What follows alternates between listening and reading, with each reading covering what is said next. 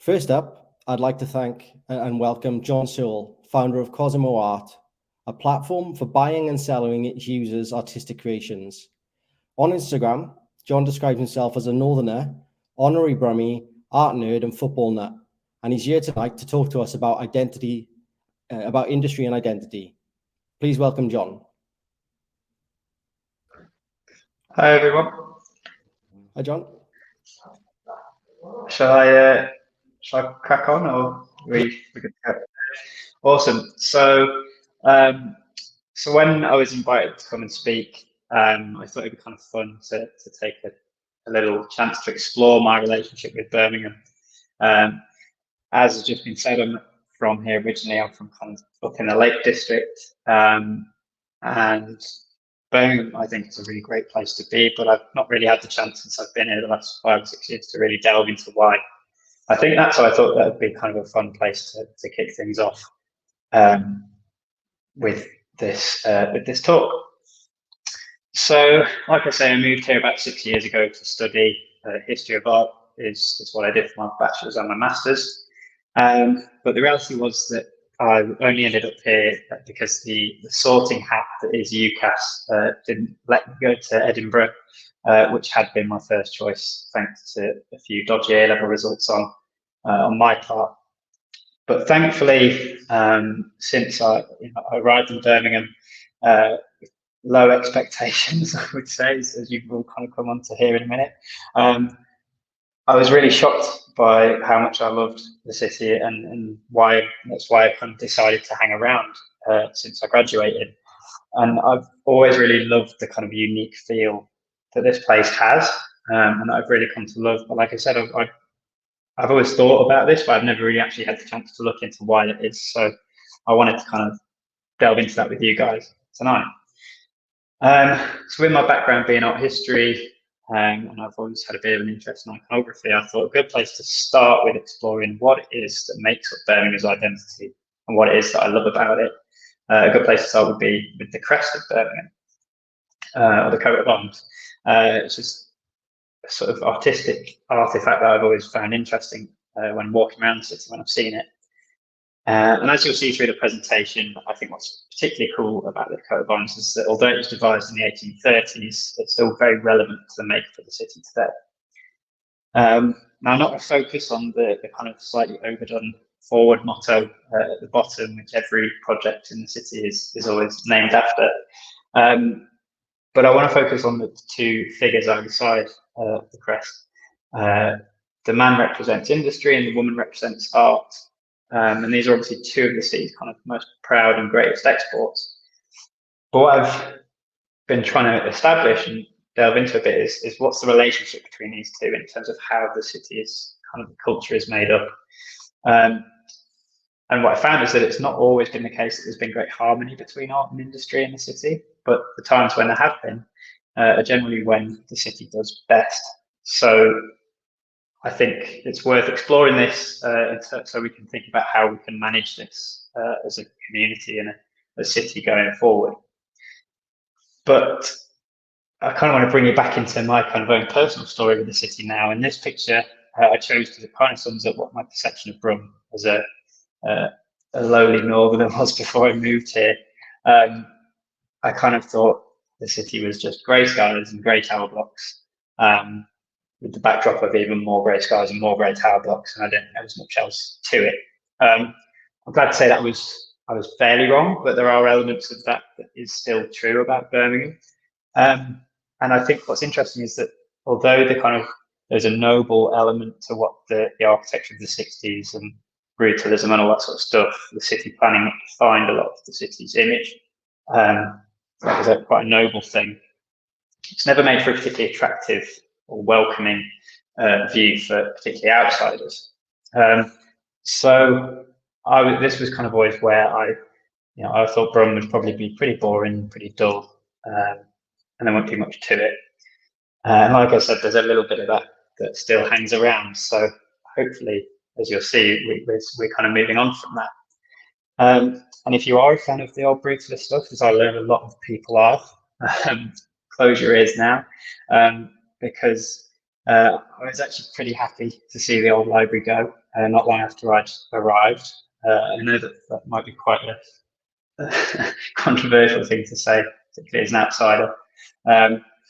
But I think if we look at what's there now in terms of paradise, I think that's what the area is called now, which is a bit cheesy, but it's a really bright and open, pleasant place to be. And the city centre, I think, feels increasingly vibrant, accessible. It's really bright and creative.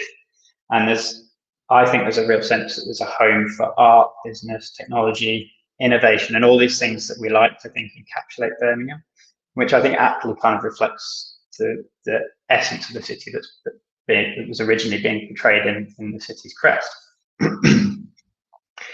But I also think it's interesting that the city's gone through these kind of regenerations and reimaginations several times before, and particularly during the Victorian era, which I'm going to kind of delve into here, relating particularly to an essay by Roy Hartnell, which hopefully I think the guys are going to share around afterwards.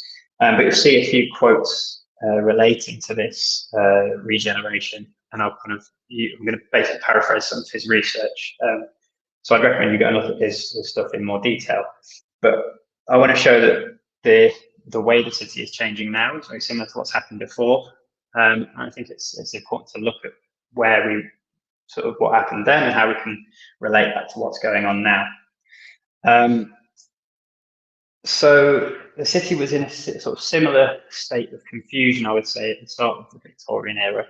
And the essayist Thomas Carlyle said of the city that Birmingham was pitiful enough, a mean congery of bricks, the streets ill-built, and torrents of thick smoke are issuing from 1,000 funnels, which isn't a particularly ringing endorsement. And I think, like I say, there's remnants of that I think still, in a different way, resonate today, particularly with, as you can see, the Queensway. I literally lived on the Queensway a couple of years ago, and I think it's a prime suspect for some of the issues with the city in terms of the perception that was there in the early 1800s that I think can still be found in some ways today, like I said, through a different kind of guise. But by the 1880s, what's really cool is that people felt that Birmingham had really kind of turned around. They'd kind of done a whole flip. And journalists like Alfred Johnson were saying things like, far from being the centre and hotbed for everything that's inartistic and ugly, the Birmingham today is perhaps the most artistic town in England. So that's quite a transformation. And it's really interesting if you kind of go into it as to how that kind of came about. And because of this transformation, the city became kind of known as the workshop of the world and the Florence of the North, because it's a cultural hotbed for industry and art.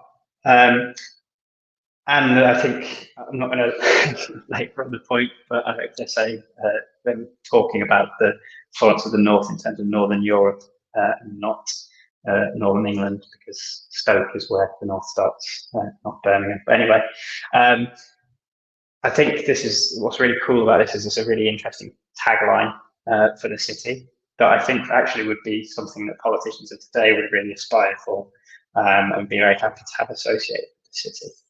But what I've kind of found is that it didn't just suddenly emerge. It wasn't just coincidence that the art and the industry kind of emerged as this kind of flourishing,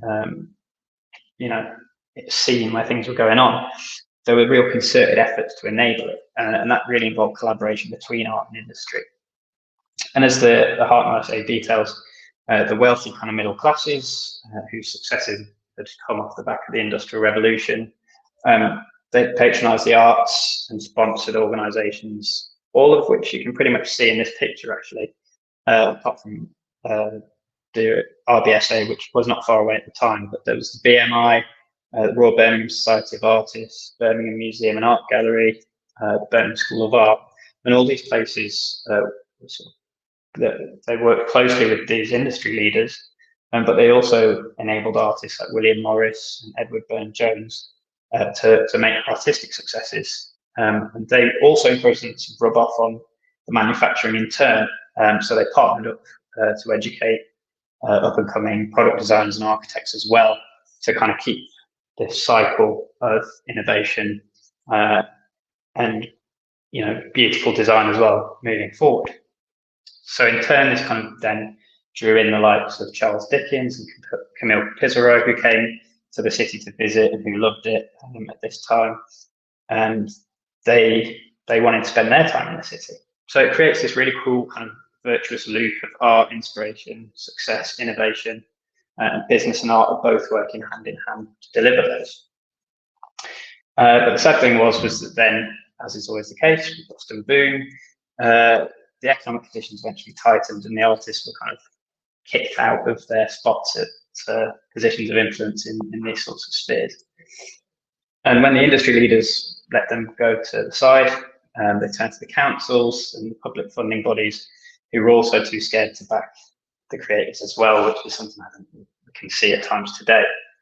So as the collaboration and innovation ground to a halt, so did the kind of outward image to the city as a real creative, exciting and dynamic place, both in terms of industry and art. So I kind of wanted to see how we can avoid falling into the same traps. And I think if you look at the city now, where there's so much vibrancy and real kind of boom in the cultural and creative industries, I think it's something that those artists and patrons of the art in Victorian times would be really proud of. I think if you look at the stuff we've had recently, including the show for local artists Icon, some of the great public art installations that are going up at the moment, the street art in Digbirth with the likes of Focke-Wulf, who is a previous Brum Tapas speaker, and the Birmingham Festival and Commonwealth Games, which are coming up, are also going to be providing a huge amount of commissions for artists as well. But in a similar way to how Victorians manage this, I think we need to be concerted in our efforts to maintain that relationship between business and art, both now while there's the opportunities here, but also in the future as well. So to bring it kind of back full circle, I kind of said, what's my point? But I think what I'm trying to say is that, if we look back, then the most vibrant times are times when the successes of its businesses have directly enabled art scenes to flourish and artists to flourish. And as a result, we should really try and look to do the same where possible today. Businesses, both big and small, I really emphasize that I don't think it's just something that big businesses should be doing. I think there's room for small businesses to do the same. Should seek out opportunities to work with creatives and artists in particular, because combined the successes will kind of, I think, inevitably lead to great products, fun experiences, and generally just really nice places to be, to live and exist. And it's important as well that the city continues to kind of look outwardly, not just forward. So you can't really escape saying forward with Birmingham, but in terms of talking about the future, but we really need to keep looking outward. We need to bring in those figures like the sort of Dickenses and the Pissarros, who were world-renowned cultural figures at that time, and bring them into the city, and not just necessarily have our own stuff, but feed off external stuff as well as bringing in those real kind of titans of industry now, as financial services, Goldman Sachs, HSBCs. We really need to kind of bring in everything if we're really going to kind of make Birmingham the workshop of the world and the Florence of the North again. So I think the reality is that industry is what brings people to Birmingham, but art's what can make them stay. So I think what's great about Birmingham, what I love about it, is it's a place with a proud history of art and industry. There's a really exciting present, I think, in terms of where we're at now, and a very promising future, which if you look, I think, at places like Manchester, Leeds, Newcastle, they're really great cities, but there's not quite the same crucible, I don't think, of things going on at the moment. But I think most of all, let's say, is that Birmingham's at its best when it does the things that it does best, art and industry together. So that is me. So thanks very much for listening. Thanks for that, John. I think we've got a couple of questions. I just want to line up. Cool. Fire away. So what role do you think institutions play in the modern development of the city's cultural landscape? So I think, so if I go back to Icon, for example, I think they have a really great position because they've got a great platform. They're a globally renowned institution, and they have done, in the last year, they've done some good things to work with local artists. I think what is important is that it doesn't just stay small scale, and it has to be sustained. I think what artists did with that show was brilliant, but I think it's something that needs to happen in some form every year, almost like you have in London with the Royal Society, the Royal Academy of Artists, the RAs on the show. And I think that's where things really become powerful, is when they're sustained and it's not just tokenistic in a way. So places like Icon, BMAG, it's great that they're working with local artists in particular. But I think there has to be a kind of sustained and concerted effort to make things long term rather than just short term fixes. Excellent. Okay. We've got one more question from Stuart Language. What's needed most to maintain and improve the art and industrial scenes? Participation from people here, government funding, more people and companies coming from elsewhere, or something else? I think, to be honest, I genuinely think it's stuff like this. And what I really love about the Brum Tapas idea is that it's bringing together creative people, techie people, people from all sorts of different industries. And that's not something I think happens enough in Birmingham. Now, part of this I would actually say is going back to the makeup of the city. I think it's geographic. Like, I think, you've got art in Big Berth and, tech at sort of around Ice Centrum or whatever, and all these different little pockets. So I think we need to be better at bringing together people from different backgrounds, about bringing together those artists and those people in industry and finding opportunities to link them up. Because in my experience, people are willing to work with each other, and that you don't have to necessarily rely on the public funding or on specific setup schemes. People just have to mix, and they'll naturally create those opportunities for each other. So I think it's giving more airtime, I suppose, or to the different voices, and helping connect people and making those connections a lot easier, so that people can then make the most of those opportunities and those networks. Excellent.